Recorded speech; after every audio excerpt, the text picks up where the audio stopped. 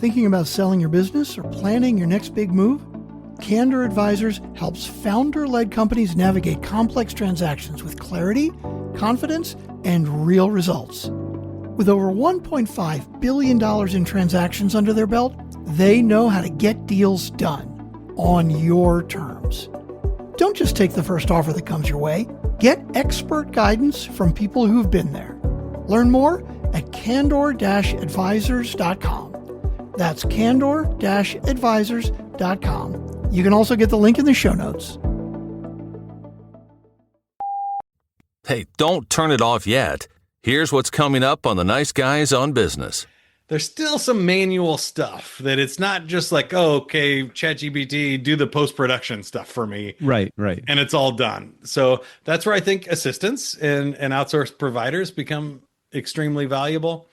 But there's also some strategic part where it's also, I think you said this to me on my podcast, it's also contextual, that it depends on who you are, what you love, where your audience is, right. Maybe what this guest, specific moment or expertise or their audience is, that every single one is different. And so there is still some marketing expertise, some magic and puzzle solving that has to happen, even if you use AI and assistants to outsource everything.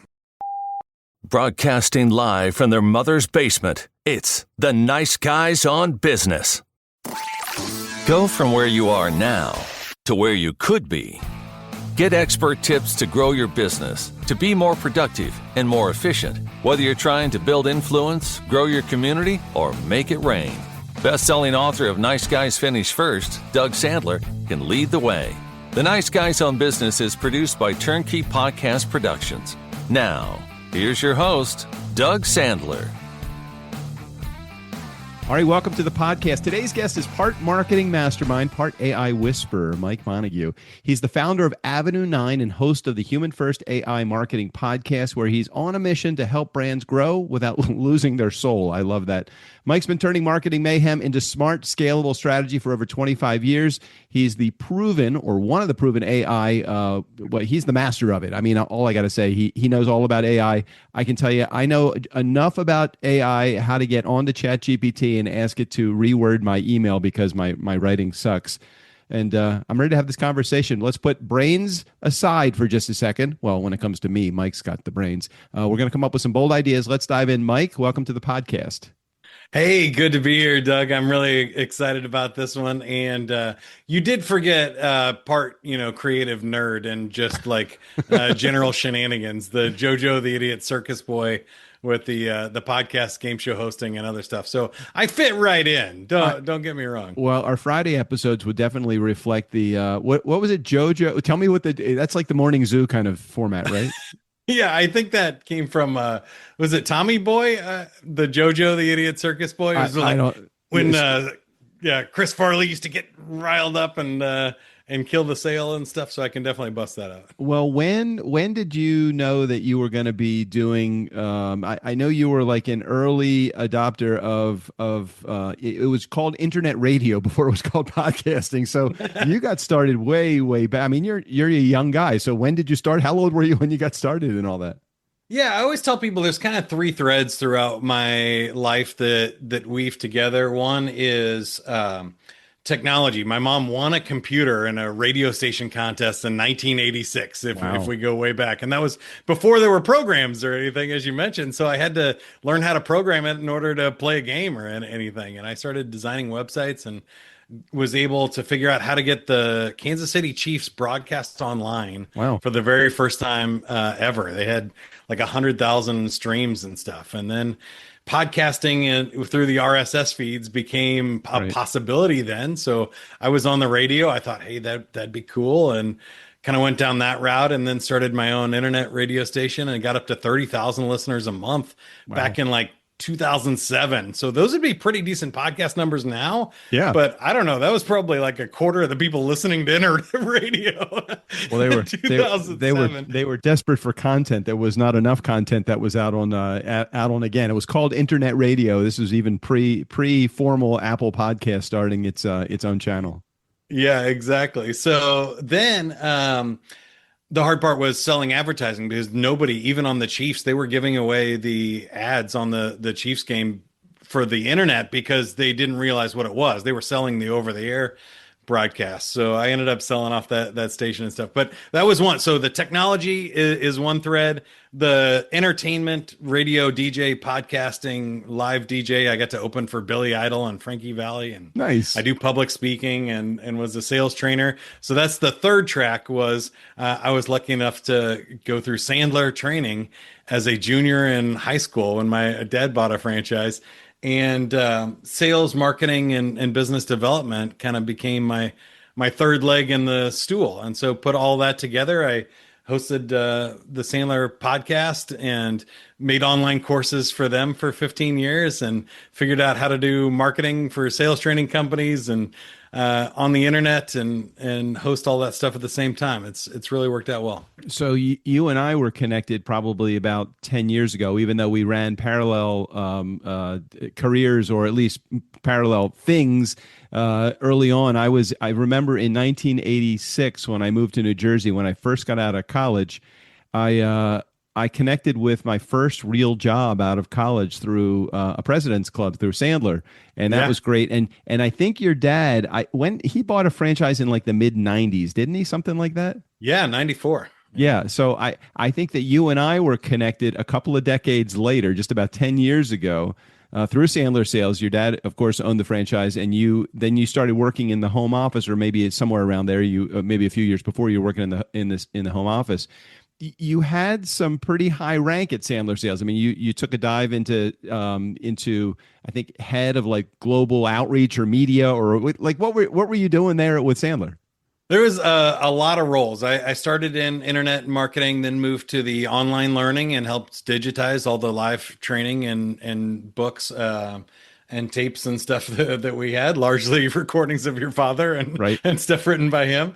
And then my last role was the head of franchise strategy. So I did kind of work my way up into a lot of different roles, and that was being the head coach of a team of coaches that coach the other 400 Sandler coaches that coach sales. So it, like your podcast on podcasting, got very meta there at the end. So when you started to get to that point where you're at a pretty high rank in the organization, I would think the last thing that you would probably want to turn the screws into would be into self-employment. I mean, you were doing your own thing or you were doing your thing with Sandler, getting probably a great paycheck through Sandler. When did that not become what you saw the vision for your future? And when did you decide that A9, which is what you're doing right now, when did you think that was going to be like the next iteration of Mike Montague? Well, I think it all does come down to AI. I saw this opportunity in a few different ways. One, with AI and the stuff that I was doing for Sandler, I was able to do in like a tenth of the time. Part of my job shuffling around too was like I didn't stop doing the podcast when I became the head of franchise strategy. So I just had to figure out a way to get it done, and still go about the rest of the job. And all of a sudden I saw these AI tools and the AI movement blowing up, and I thought like, well, this is crazy. If it can save me this much time, it creates a tremendous opportunity for me to do what I was doing for Sandler, but do it for 10 companies. And, right. I think with what I do at Avenue 9, the kind of positioning is like, you can get a person who is a professional marketer for a large international company, and you can get AI amplification of that if you have me, an experienced marketer, puppeteering these AI tools for you, in a tenth of my time, you can get those full-time results. You can kind of 10x that. And so it created this cool value proposition that I just thought like, I have to go try and do this. I think that it was cool. I was able to start with enough clients to replace my day job income. So I didn't have to just jump and start from scratch. And then it was really the ultimate upside here that AI is another once in a lifetime opportunity. And you and I are of similar age that we've actually seen maybe 2 or 3 of these disruptions with with the internet and then social media and now AI that I did really well in the internet revolution. I did okay in social media. I wrote a book for LinkedIn and made a name for myself, made a lot of money. But with this one, it was like, this is the next one. If I sit this one out, I would really kick Right. myself. No, and I appreciate the honest, genuine answer for why you made the move. I wasn't trying to corner you and ask you what deal you had going on with Sandler. It was more just, I'm always curious why somebody leaves a good job that they've had for over a decade into self-employment. I mean, I've been gainfully unemployable for 35 years, so I couldn't imagine ever getting a W-2 from anyone since my last job. I think my last job was in 1994, the last W-2 that I got. So Yeah. I'm quite comfortable being self-employed. Well, So it's funny that Sandler was actually the opposite for me too, because I started in entertainment. I am as a DJ and entertainer, like it's all 1099. You never have gainful employment. Like it's all, you got to pay your own taxes. You're in business for yourself. It's you Inc. there. So, all through my 20s and half my 30s, that's the way I made a living. So it really wasn't until the Sandler corporate office that I had a gainful employment in the W-2. Totally get it. I want to take a right turn and talk about marketing for a second, because you're a guy that leans into marketing, obviously with Avenue 9, with A9. That's what you do using technology, using AI. And I'm definitely a guy that leans away from marketing. Is it a specific gene that you think that attracts you to marketing? And honestly, I hate the puzzle, and you like doing the puzzle even without the puzzle box top. So I was like, why? Because I'm always curious why somebody might even be gravitate. Maybe the same question is, why does somebody like sales and somebody like spreadsheets? I love sales, I hate spreadsheets. So maybe I can answer the question, but I would rather hear your words. Well, I think you were going there. For me, it's probably three things. The first one is, I think there's a difference between sales and marketing is a high need for approval. This is a willingness to be liked. And my dad used to say, never go into sales or marketing to get your needs met, because it's not going to happen. I know. And regardless of his sage advice, right. I still did do anyway. It. Me too. But in marketing, the way I look at it, and especially as an entertainer too, right, is that if I'm in front of an audience of 1,000 people or a virtual audience in front of 10,000 people, somebody is going to like me. Somebody is going to reach out to me and say, "Hey, I love what you did." Or when I go on stage in front of 2,000 people and I give a speech, the people that come up afterwards are the ones that go, "Hey, you did a great job. That really speak to me. I love what you said here and stuff." And the people that hate you generally don't come up. Right. In sales, I feel like it's the opposite, where this is like a one-on-one opportunity. It's not for getting your needs met. Like if this person doesn't like you, you don't get the sale. You got one shot at this. Yeah. Right. And it's more of a numbers game. It's like Major League Baseball, where, if you get a hit 25% of the time, you're an all-star. Yeah. You get a hit 30% of the time, you're in the Hall of Fame. And that just wasn't enough for me. Failing 70% of the time is tough. Now, the second part is the puzzle that you mentioned, which I do think, I got a ton of Lego behind me here, and I will do those even without the instructions or the box, and make my own creations. And I think there is something about solving problems, figuring out the tech, finding a way to make things come together, these disparate pieces of like, oh, I got a podcast and I can create a blog from that, and then an email blast, and then maybe a white paper download. But how do I tie all of that together into a marketing plan that actually moves somebody from being a complete stranger to being a lead that I pass over to the salespeople who like to get rejected? I think that's a big part of it. The third thing for me, I think, is just the showmanship of it. It's the storytelling. It's learning other people's stories. Even with us in podcasting, it's probably where sales and marketing overlap, is the interviews, the questions, like hearing my clients' stories and solving problems for them and getting to know people is a really cool aspect of the job too. There's a certain component of the process that you went through when I got excited about the process, and then I got overwhelmed by the process when you continued. And that overwhelm comes in, I love the content creation aspect of it. And I know that there's all of these great things that we can do with the content. We're talking about podcasting, since you're a podcaster and I'm a podcaster. Let's talk podcasting for a second. We create the content once, And then I love handing my content over to somebody on the team and say, okay, make every social media post. Okay, make a blog post. Okay, make an email blast. Okay, make short form video content. Okay, do these 17 things with the content. Go after advertisers and marketers or advertisers and sponsors with this component. Go after potential clients with this component of it. Hit the SEO wagon and find some keywords that would make sense to post on our website so it drives traffic to the website. Except for the content creation part, everything else, I'm like, fuck. I don't want to do any of that. And again, this is an area where you look at it as a puzzle and I look at it as a problem, because I don't feel like doing it. So how do I either get over that, or how do I hire someone to do that? Because I think one of the first things that you said on your application for the Nice Guys, and let me see if I can find the exact words that you use here. I'm going to see if I can do it quickly. You wrote something like, I hired my first, where was it? What were the words? Marketing assistant. I hired my first marketing assistant. I'm like, that would be the only thing I'd want to do is hire a marketing assistant. I don't want to do any of the other stuff. How is it that is something that's exciting to you? I just see it as a lot of work. It is a lot of work. And if you have the time, I think it's fun, rewarding work. It for me, it is like intellectually challenging, and it makes it worthwhile. And the cool thing about marketing, I think, is when you do something of value, it gets paid off in some sort of numerical fashion or monetary fashion, or even just in self-actualization. There's been cool times where I got to design early in my career a Jiffy Lube early bird special banner. Okay. Which, you don't think much of it. You drive past them all the time, but I flew to see my brother in California. I driving down the street and I go, hey, I made that.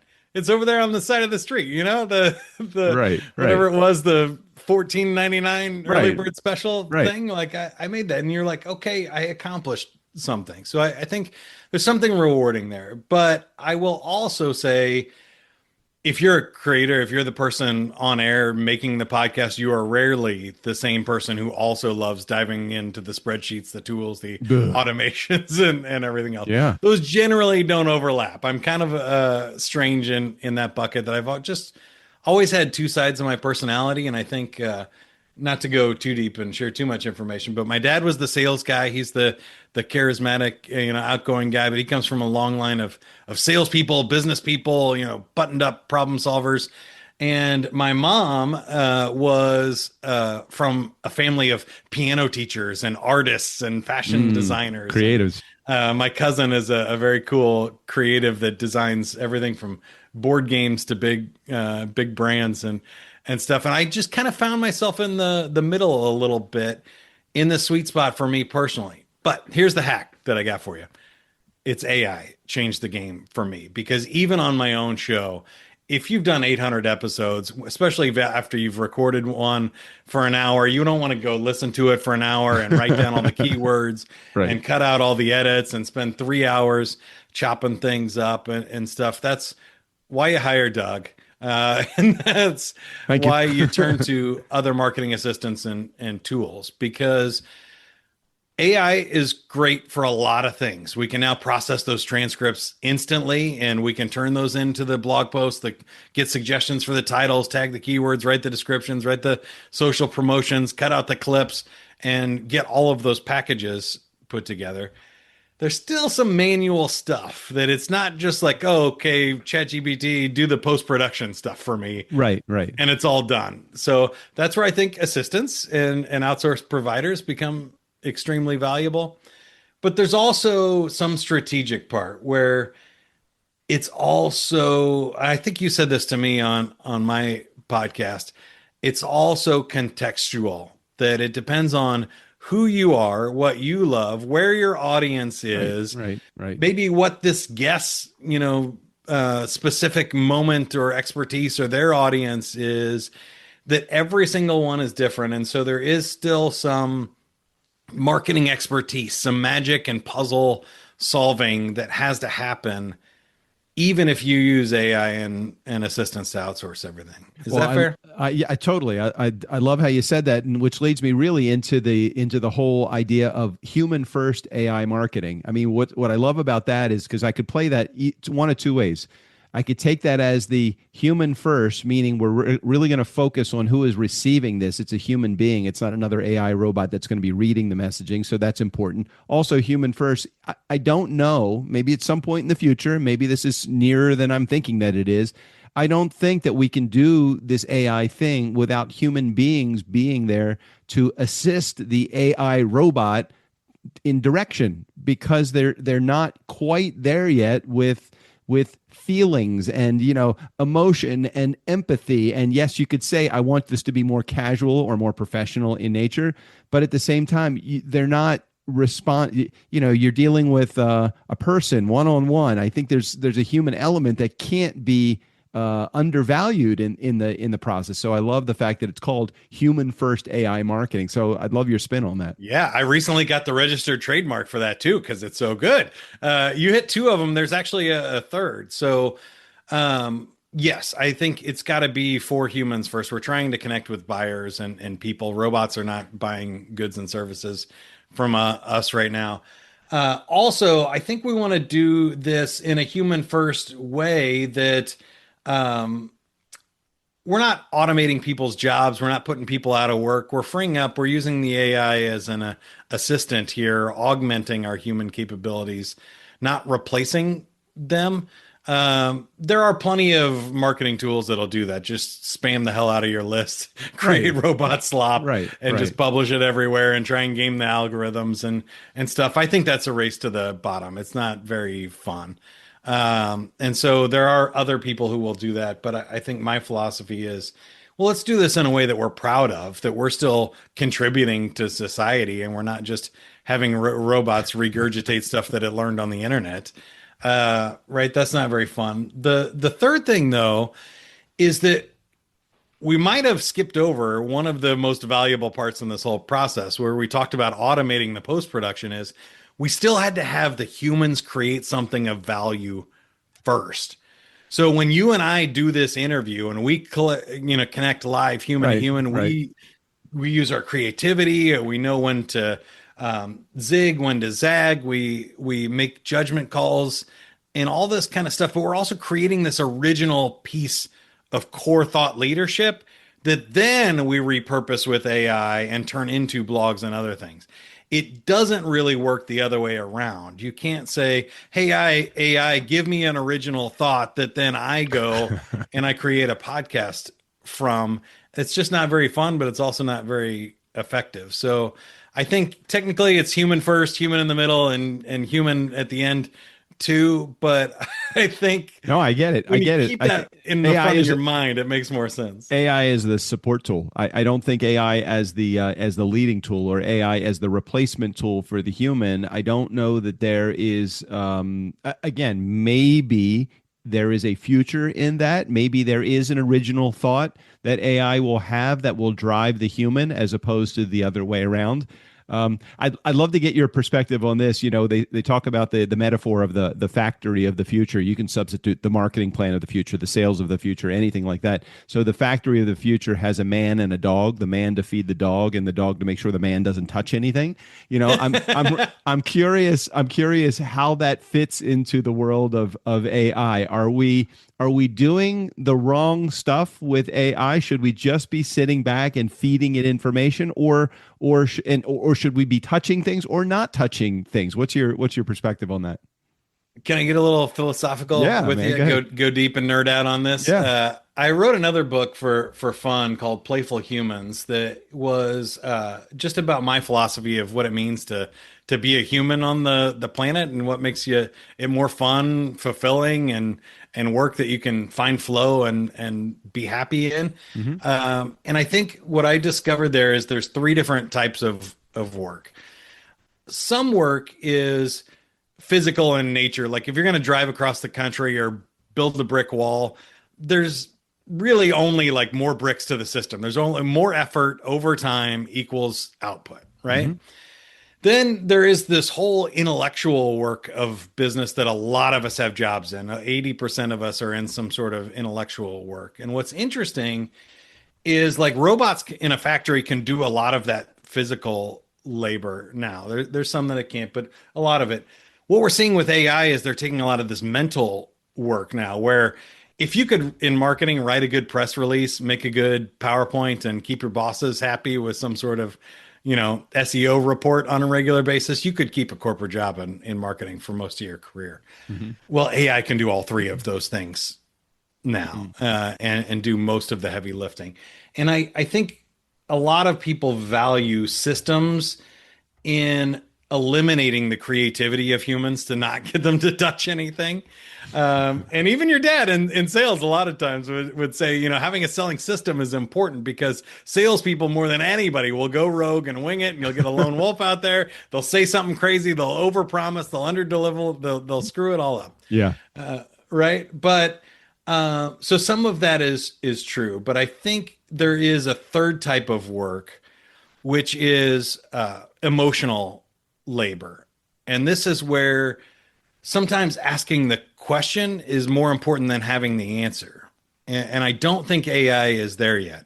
When you try to sell somebody something, the harder you push, the less likely they are to buy from you. Right. If you try and make somebody fall in love with you, the less likely they are. So hard work does not equal success. And the patterns and recognition and systems don't really solve that problem.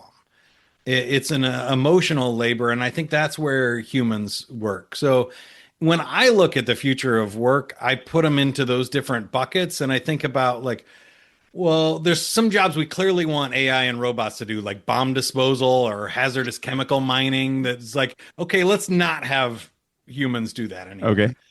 Then there's work that we clearly want humans to do, where there's some sort of emotional labor. You don't want an AI robot to take your spouse to dinner on your anniversary. That's probably something you need to show up for, right? Just as an example. But then there's this messy middle where there's some overlap that we all have to figure out. And in marketing, in sales, and growing your business, I think there is an emotional element to this that we need to keep track of. But there's also a whole lot of paperwork, reporting, spreadsheets, duplication, syndication of things that we don't want to do. And so it takes some thought to figure out that marketing plan. Where do you see this going? You can't advance the timetable 10 years. I think it's too far down the road. If you were to say 10 years ago, hey, look, I think the artificial intelligence is going to be just like the Terminator, and we're going to be able to do all of these things, and nobody would have believed it except the maybe the movie followers. But if you look a year from now, I mean, are you looking at advances far beyond where we are now, even in a year from now or 2 years from now? Where do you see things happening and going? Yeah, I think you're right. I think if you go out to the 5 to 7 year time frame, whenever AI passes like super intelligence, and there's AI smarter than humans, to me, that's the event horizon we can't see past. In the short term, I do think it's changing fast, especially for things like SEO. And Google announced a couple of weeks ago that they're basically going to AI results, and that they're losing traffic and they're losing ad sponsors faster than they can add it here. And they're going to have to do something dramatic to change their business model, which means if you're in an e-commerce type business where you were counting on like a blog post to get ranked number one, somebody to click on it and then to buy from you and an affiliate link or something, I think that sort of traffic we're seeing drop by like 50% this year, and just leads and sales dropping dramatically. So this is fast and dramatic in sort of businesses like that. If you're selling something that's conceptual, really expensive, houses, heavy machinery, things that are complicated in enterprise sales where there's a whole buying team, AI is not showing up to a Zoom meeting and getting consensus between procurement and legal and the sales team, right? That's not going to be disrupted. But how people find you and how they use AI in those meetings to summarize those call notes and get stuff out, and just the way that people go on ChatGPT and say, hey, tell me the difference between Sandler and Miller Hyman sales training and which one is better for my business. Those answers are now happening in AI. I think the last stats I saw were like over 40% of Americans have moved their searches to at least some AI this year. So Oh, it's pretty rare. I'm doing a Google search anymore. I'm going right to AI, ChatGPT, and asking the same exact question yeah, because I'm getting a more detailed answer without any ads yeah. that are directing me sponsored, sponsored, sponsored. I don't see any of that. I'm sure it'll change at some point with AI, but yeah, I'm definitely a first to ChatGPT before I'm even heading over to Google. Yeah, so we need to change our strategies really fast. The other thing I'm hoping happens is that there is this like flip over to hand-to-hand combat where if there is AI slop, if ChatGPT can answer my question, I'm going to know pretty fast I'm going to need to talk to a human. And I think we've all had those moments where, you call the bank 1-800 number, and if you want to check your balance or find out when the bank hours are, that's great. If they messed up your address or bounced one of your checks or something, Right. you do not want the AI helping you with that. You want to talk to a rep. And I think we're just going to see a separation of those things dramatically where it's like, okay, anything that can be answered by AI will be answered by AI. But when it's not, those salespeople, those marketers, they need those customer service reps, they need to be available, and we need to free up their time to have those conversations and not have them doing reports and spreadsheets in the background. And they need to be talking to customers.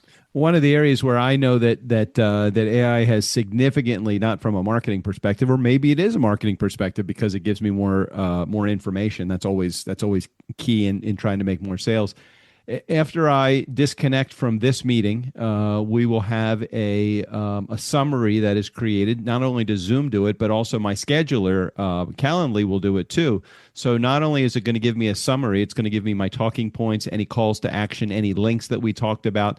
It's automatically. Now, this was something that we used to bring in a $25 an hour person until we sent that overseas, and now we can even do better than that. We can have our AI robot take care of it for us.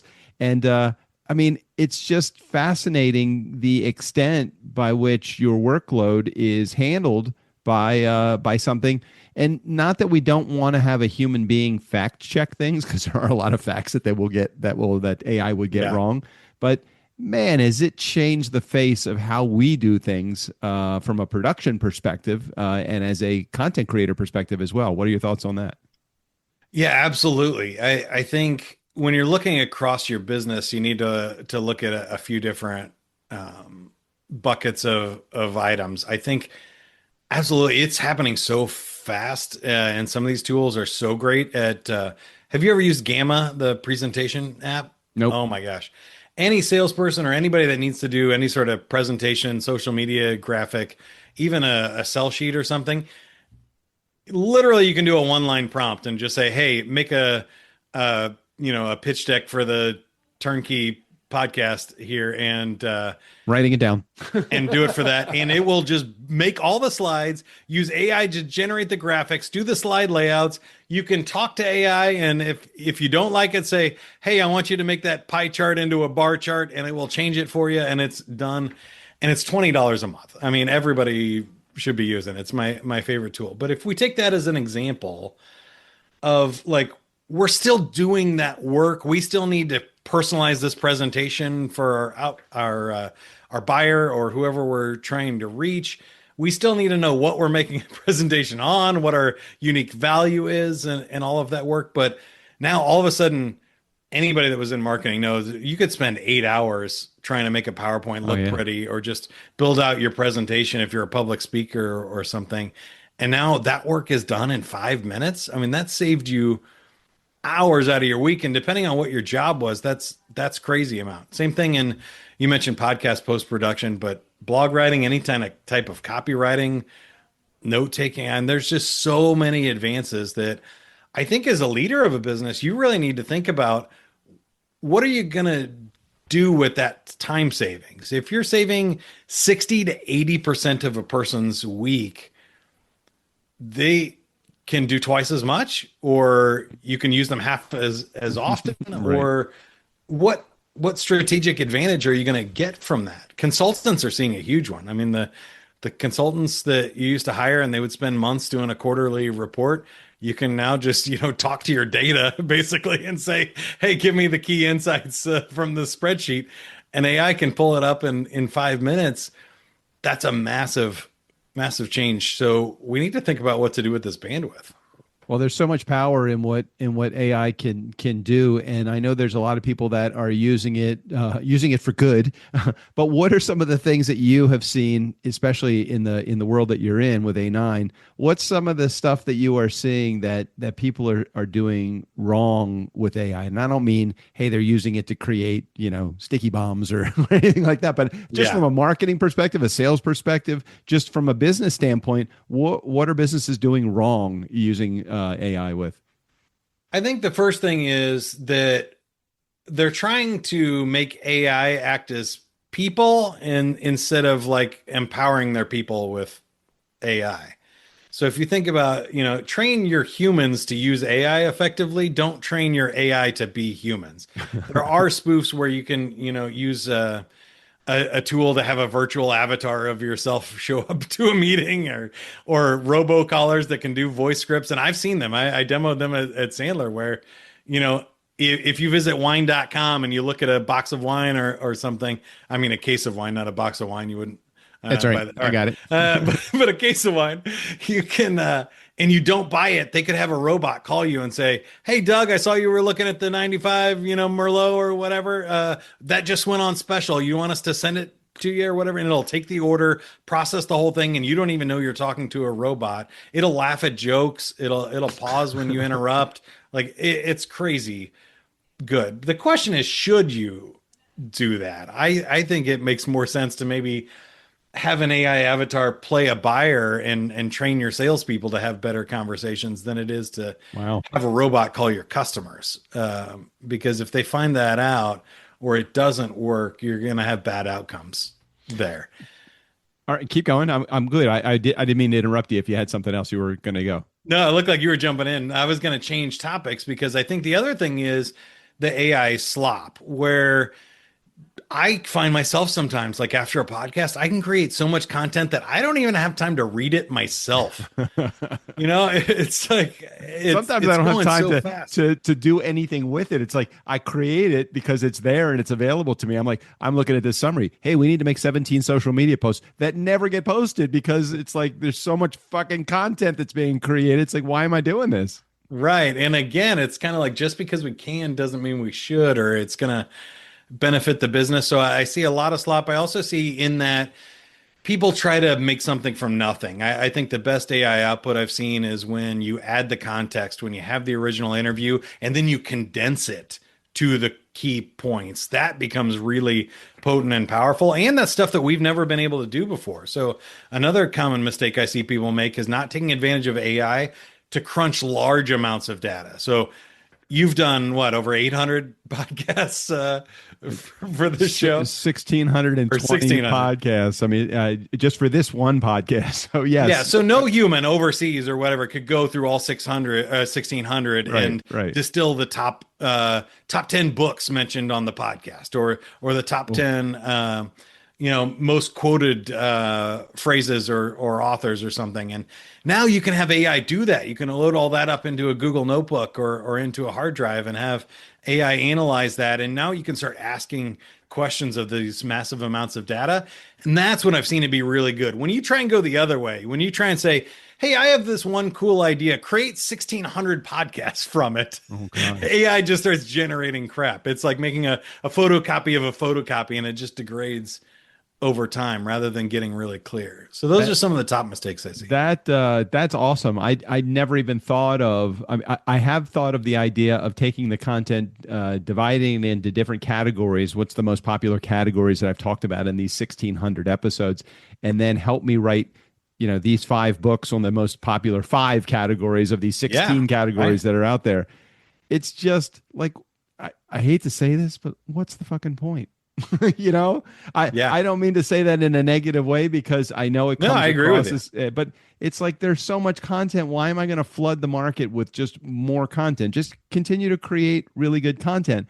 I feel like the other side of it too, at 60, I feel like I'm on the other side of this career thing. I love doing what I do. Could I work harder, make more money, and do all the? Yes, I probably could. Do I want to? No fucking way. It's like at some point I'm like, get out from under my roof, get out from under my patio or whatever. I'm like that old guy that's yelling at the kids that are playing on the street. Go away, you're making too much noise, Sonny.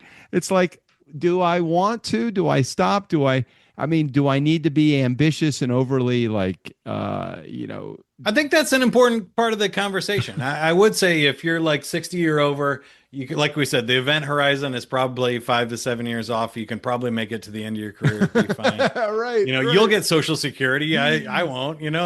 That's all right. Sorry. If you're in the middle of your career, I'm gonna drain it. yeah, I think you've got a hard choice to make. If you're young, you don't have a choice. I would get into robot repair. I would figure out AI. Right. I would do things that AI can't do. I know a young kid that is in college, just got out of college, doing fence repair in like the middle of Indiana, making a killing. No robot is trudging through a cow pasture to fix a barbed wire I'm fence. with you. It's like my advice still would be go into the trades, become an electrician, become a plumber, become a contractor, become a fence repair guy, become the guy that does the overhead doors. I always walking down the boardwalk in Ocean City. I always say to my son as we go to the back end of the boardwalk, look at every one of these. They all have a loading dock. They all have overhead doors, and they're all going to fucking need to be repaired. Go into that business. Yeah. And it's like those seem to be, if I had to start all over again, I would use AI to do all of my marketing and maybe even assist me in the sales. But the guys that are showing up as contractors are so few and far between trustworthy nowadays. It's like you still need human beings to do the stuff that nobody wants to do because they all think they can sit behind a computer and start running AI to do everything. I'm like, no fucking way. That's the hard part. So the ones that I think are in the most trouble are like myself, the middle-aged people that have the fixed mindset and the fixed brains, and we still have a long way left in our career. So we're gonna have to do the uncomfortable part of changing and learning, growing. I've found a lot of people, though we've grown up with this, we're old enough to remember not having the internet. I was my dad's remote control. I had to get up and change the channel when I was in single digits, right? And I've had to go through all this disruption. I love that I'm leaning into it and saying like, no, I'm going to figure this out. I'm going to find a way to make money. And I'm meeting a lot of people there, but I worry about people that have given up, that feel overwhelmed, and they're like, the dinosaur without the land bridge to cross to the new world. They're just going to freeze right. in this AI stuff. Don't get frozen. You got to get moving. You got to jump in and figure it out. The sooner, the better. And there's going to be tremendous opportunities and billionaires made from this technology. Get in and figure it out. Talk to the people for just a moment, because I think I thought you were just about to go there. The people that are afraid of this, the ones that are. Yeah. Look, even where I am age-wise, I still think it's fascinating. I love the idea of all of the shit that's going on, and I love that technology and AI is making things so much easier. I don't have any fear of it. I don't fear like my production company is going to go under. If for some reason we lose a client because somebody says, hey, I'm going to let AI do this, I'm like, great. Well, is AI going to help you come up with the strategy? Is AI going to help you come up with the sales, the sales process that you have? Is AI going to help you do the marketing? Yeah, maybe there's support, but you're still going to have to ask AI the questions. It still is going to be time consuming. It's worth $1,000 that you're paying me a month for you to have me do it for you. So talk to the people that are afraid of that just for a moment, because I don't know that. Is there hope for somebody that's got fear? How do they get over I think fear? it's exactly what you said. Now, if you were a bad copywriter, or you were somebody that was doing some of these things that are being automated by AI very fast, you're going to have to adjust a little bit faster. But I am seeing a lot of fear, and I am seeing a lot of people wait, or they just go, oh, I get it. I guess my advice would be that this is not the time. A lot of people think it was like a fad, or people used to be able to make the excuse, oh, I'm not a computer person. I don't get it. I don't do this. That's like saying I don't use a cell phone now or something. Right. I was going to say that I don't have a smartphone, right? Exactly. Yeah. So like if you're still using the flip phone, You got to figure out AI. Everybody will be using this. I don't think it's scary. I don't even think it's a really tough learning curve. You don't have to be technical anymore. So the good news is it's really more about just kind of playing with it and figuring it out. I also see people that tried it once when it was early and they were like, I asked it to write an email for me and it wrote a crap email. It's not good enough and they gave up on it. And man, things are changing weekly. It gets better so much faster. Like 2 weeks ago, it couldn't do text and images. This week it can. Like it changes that fast. And so, they couldn't do hands and pictures. When you asked it to make a picture of a human, couldn't draw fingers. Well, now it can. It figured it out really fast. And so don't give up, but also you're not going to be good at something the first time. Right. Think about podcasting that way too. A lot of it is you wrote in a bad prompt. You didn't give it enough context. Sit down and say, if I'm going to write this email to this person about this for this special occasion, help me make it better. Or better yet, here, I wrote this email. You edit it, fix my grammar, and write it faster. So again, some of the tools that I love are like Grammarly or Whisper is one where I touch 2 buttons on my keyboard. I say what I want in the email. And AI writes it and formats it and makes sure the grammar and spelling is everything done. So rather than just physically typing and getting carpal tunnel, my email is written by me in less than 30 seconds. That to me is a cool way to just start playing with easy solutions and don't get hung up on like what the AI, predictive models are and all of the technical jargon. You don't even need to know. So nice guy community and turnkey community. So AI is kind of like the weather in Florida. If you don't like it, just wait a minute. Exactly. Right? That's kind of how I'm feeling. Like that was what, exactly what you said reminded me of. Talk about your podcast for a second. So you've you launched the same named podcast, didn't you? So tell everybody in our community the name of your podcast, what it's all about, and any more details that you want to. Yeah, Human First AI Marketing Podcast. I talk to marketing legends and AI nerds about what's actually going on in the world of AI marketing. And so I will, if I have a really great marketer, ask them about what's changing, what's working, what tactics don't work anymore, and how people should be thinking about it. If I have an AI expert on, I ask them things like, how do we get recommended in AI engines instead of search results? Because everybody's Googling it now. And there are some things that you can do there. And there's really cool technical people. Like I interviewed an Emmy-winning videographer about what AI video is doing and what's possible there. And I interviewed Doug about what's going on in the podcasting I was very world. surprised. You're like, here's the dinosaur. He's coming in to talk about how podcasting is affected by AI. Actually, I thought I had some pretty good answers to the questions that you had, and I was a little concerned just because it was AI, and I thought, well, we do use AI for a number of different things in our process. So I think I might have had something to contribute. Well, I honestly feel like I learn more from the people that are not AI savvy, that are really good at what they do and figuring out how to use it than I do AI people come with a lot of hype, right? They're like, if you just give me 6 months and $1 billion, I'll make it so that it, whatever, you have a Android butler walking around your house, nice, cleaning up after you. And you go, okay, yeah, maybe someday somebody's going to do that, or the neural implants with, Elon Musk that's going to, give you a ability to Google something with your mind. All of that is fine and fun. I love to nerd out on that too, but that doesn't help me market my business or get any sales this week. So I try to ask those people those kind of questions, and I appreciate you being on the show. And if anybody loves it, check it out. Whatever channel, it's on all of them. That's the beauty of AI. So if you like Spotify, AI, YouTube, Apple Any Podcasts, whatever, just ask it and you'll find it. One of my clients sent me an AI generated video. So it wasn't him; it was his voice. He did an audio podcast. He loaded it into whatever process app that he had, and it created a person, an avatar that wasn't him. And my first response to him was, I think it's cool, but I think it's a little disingenuous to put a face up there that's not yours, and not that he's not pawning it off as him. He's probably, telling people this is AI generated, but are people more focused on the AI avatar than they are the content that's created? What are your thoughts about that?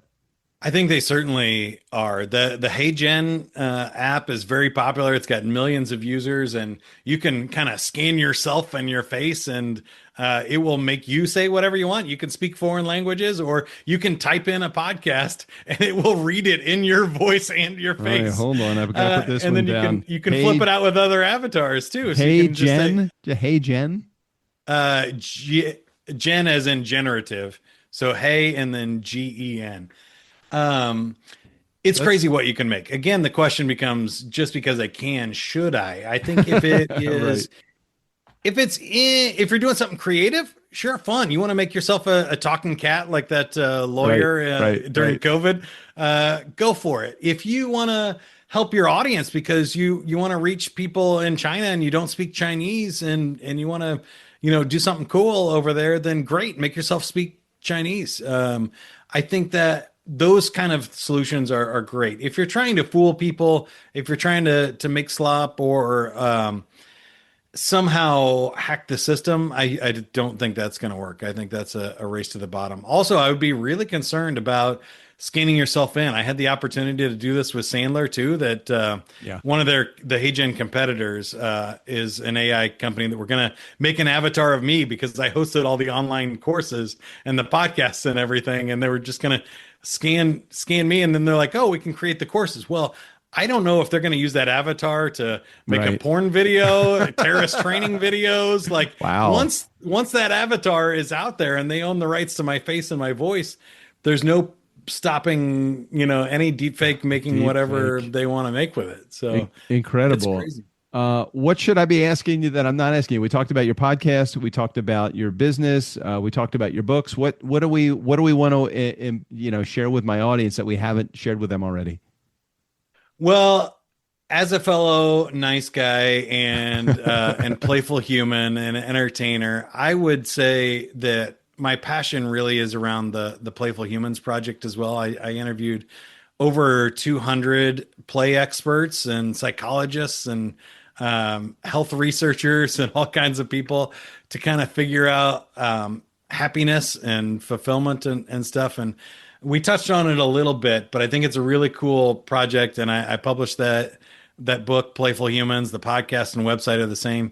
If you haven't gotten by now, I'm okay at the marketing stuff, so I make it easy. You just do human first AI marketing, or you do Playful Humans, and you'll find me. Even Mike Montague.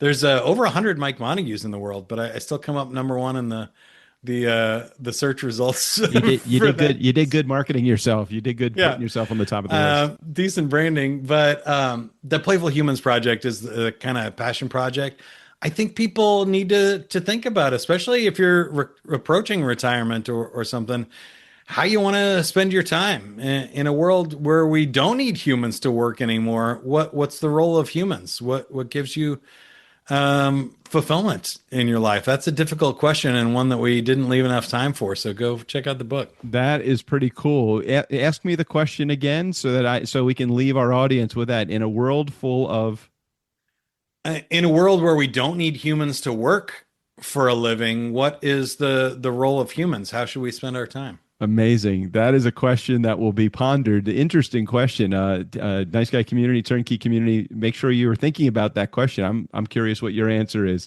If you have more questions for Mike, feel free to reach out to him directly. I'll make sure I put all of his contact information, LinkedIn access, and all of that right there in the show notes.